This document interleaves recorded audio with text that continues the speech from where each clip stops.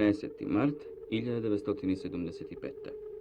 Naučnicите od Вселенскиот комплекс НАСА во Пасадена, Калифорнија, добиваат информации од сателитот Маринер 10, испратен во Вселената заради испитување на планетата Меркур.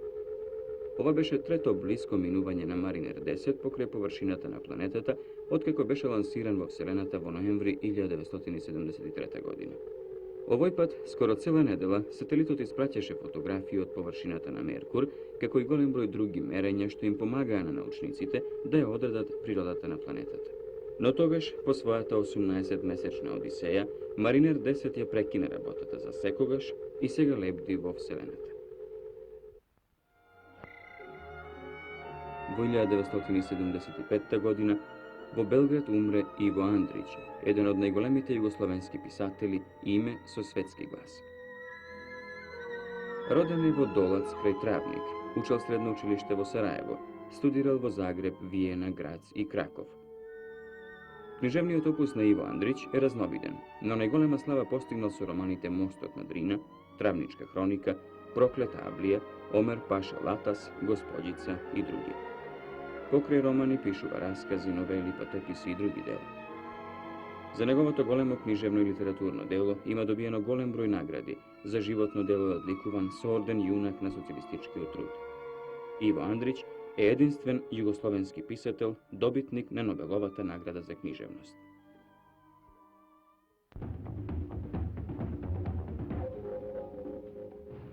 На 14. март 1883 година престана да чука срцето на Карл Маркс, еден од најголемите умови на 19. век. Маркс со Фридрих Енгелс е творец на научниот поглед на светот, диалектичкиот и историскиот материализам, познат во историската наука како научен социјализам или по неговото име марксизам. Карл Маркс е роден во Трир во 1818 година, во Раинската област. Тој бил многу надарен и интелигентен, така што уште во 23 година од животот станал доктор по филозофија.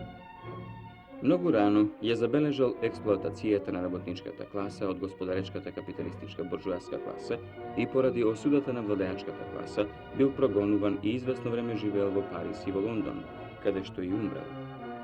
Во 1848 година со Фридрих Енгелс го напишале програмскиот документ на пролетарската партија, Сојузот на комунистите, Комунистичкиот манифест. Во манифестот, што во нашата земја првпат излегол во Панчево во 1871 година, тие научно докажале дека историјата на секоја дотогашно општество, освен првобитното, е всушност историја на класни борби, борби меѓу подчинетите и господаречките класи, во која победувале подчинетите. Следствено на тоа, и пролетаријатот треба да оди по тој пат и да ја премавне власта на буржуазијата. Манифестот го завршуваат со борбената парола: пролетари од сите земји, обединете се за уништување на буржуаското класно општество и за создавање бескласно општество во кое фабриките ќе бидат на работниците, а земјата на селаните. Марксовото дело е големо, посебно за работничката класа од целиот свет, зашто тој во своите дела го покажал еволутивниот пат кон социјализмот, кон општество во кое ќе нема експлоатација од човек на човека. Напишал голем број трудови и дела. Капиталот во 3 тома, Беда на филозофијата, Критика на готската програма, Граѓанската војна во Франција, Класната борба во Франција 1848-1850, за уметноста и за литературата и многу други различни области од општествените и од хуманитарните науки. Либија, 14. март 1937. Човекот што доаѓа да изврши смотра на трупите е италијанскиот диктатор Бенито Мусолини. Во тоа време Мусолини беше на врвот на својата моќ. Освен Либија, неговата армија имаше окупирано и Етиопија. Така сонот за италијанска империја во Африка стана скоро реален.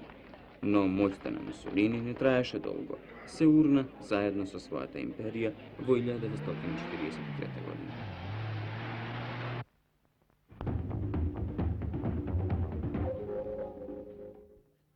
На 15. март 1939 година на Бохињ се одржа седница на Политбирото на Централниот комитет на Комунистичката партија на Југославија, на која е конституиран нов, сега и официјален Централен комитет на Комунистичката партија на Југославија.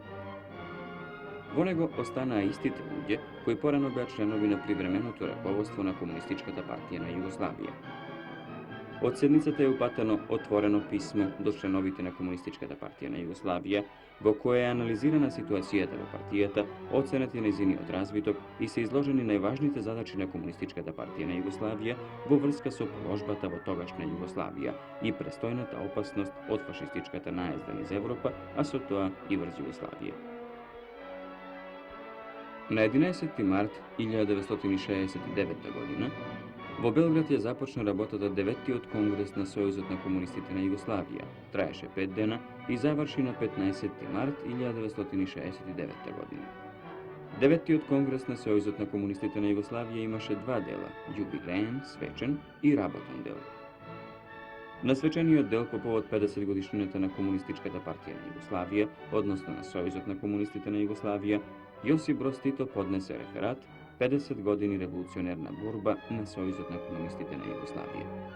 Инаку, на конгресот присуствуваа 1278 делегати, кои представуваа 1.146.000 членови на Сојузот на комунистите на Југославија и представници од 65 комунистички, работнички и прогресивни движења од целиот свет. По 5-дневна плодна работа, Конгресот ја заврши работата со усвојување 3 резолуции и нов статут на Сојузот на комунистите на Југославија и избра раководства на органите на Сојузот на комунистите на Југославија. Конгресот за председател на Сојузот на комунистите на Југославија го избра Јосип Броз Тито. На 15. март 1939 година нацистичките трупи влегоа во Чехословачка, прва жртва на германскиот фашизам, која по Минхенската спогодба требаше да ги отстапи на Германија судетските краишта. Тоа се разбира беше само повод за конечното освојување на Чехословачка.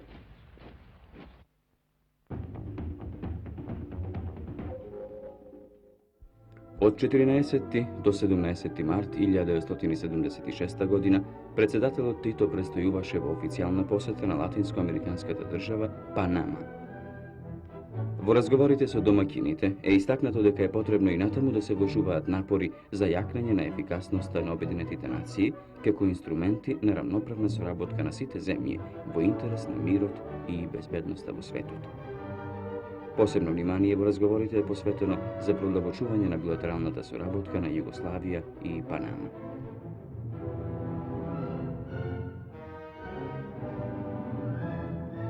Италијанскиот политичар Алдо Моро стана најважна жртва на суровото политичко војување во земјата на 16. март 1978 година. Му беше поставена заседа и беше киднапиран кога одеше на работа. Возејќи низ оваа мирна четврт на Рим, кога вооружени луѓе стапија во акција и убија 5 полицајци и го киднапираа Моро, кој 5 пати беше премиер на Италија и потенцијален председател.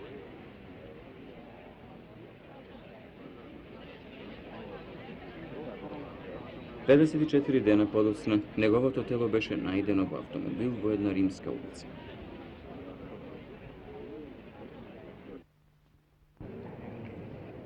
16. март 1971. Црната американка, револуционерка Ангела Дејвис се појави за прв пат в суд под обвинение за киднапирање и убиство. Таа и Речел Меги бе обвинети за снабдување со оружје на побегнатите од затворот во Сан Рафаел, Калифорнија, во кој бе убиени судијата и тројца други службеници.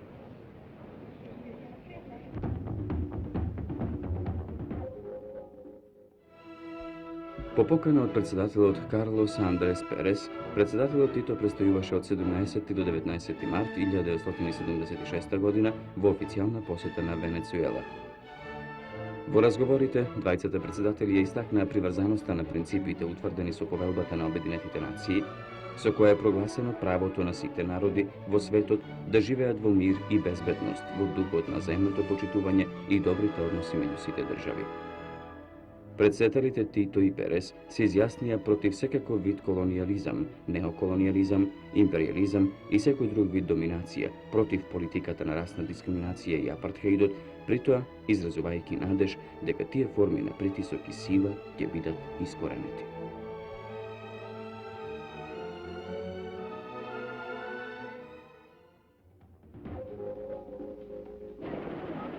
Гледате снимки од Пном Пен, од првата годишнина од државниот удар на диктаторот Лон Нол во март 1971 година.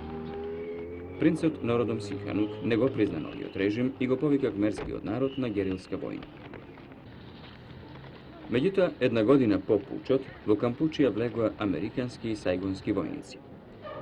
Како одговор на агресијата, патриотските сили на кампучискиот народ се организираа и по 4-годишна сурова борба ја ослободија земјата во април 1975 година. Но слободниот живот траеше само 3,5 години. Бившиот сојузник во борбата против американската агресија, Виетнам, во почетокот на 1979 година изврши воена интервенција во Кампучија и постави нова влада. Од тогаш во Кампучија се води нова ослободителна војна.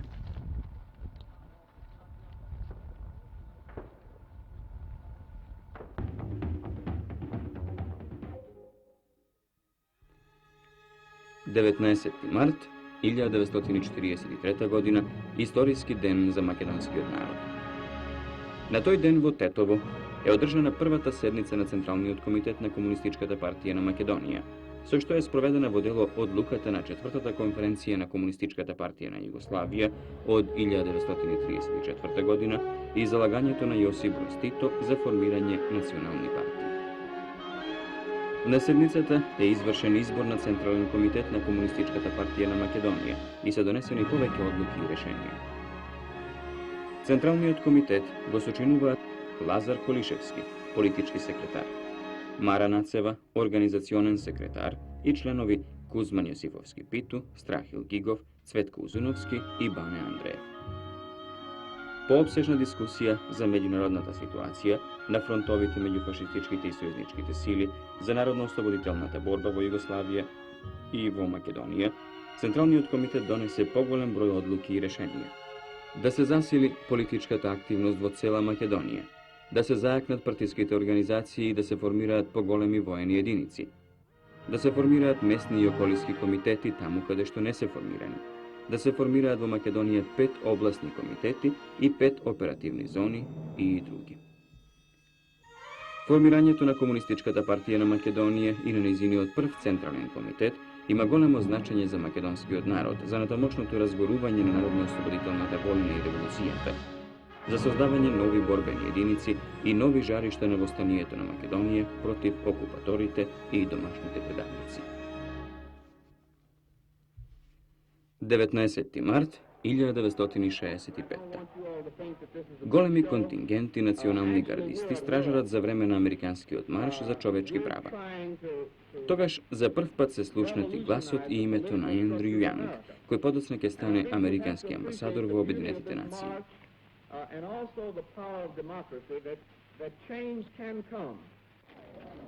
Мартин Лутер Кинг ги водеше илјадниците луѓе што маршираа на патот кон Монгомери, главен град на Алабама, и ги бараа своите граѓански права.